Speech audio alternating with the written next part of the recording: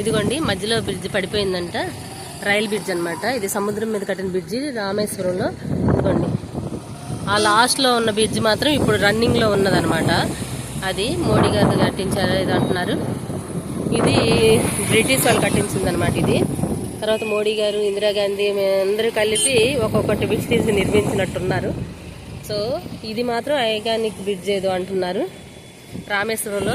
ఇది సముద్రంలో కట్టారనమాట.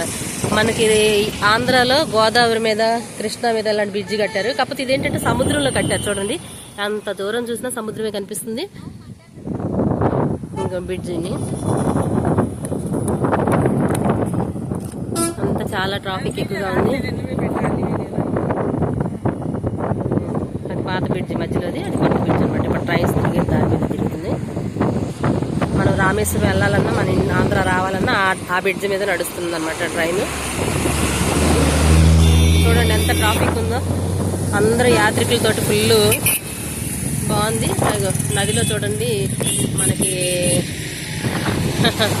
పక్షుల్లాగా ఉన్నాయి చూడండి పడవలు, చిన్న చిన్నవి బోట్స్, ఇంజన్ బోట్లు అనుకుంటా అవి.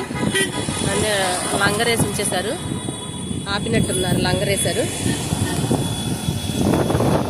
ఇది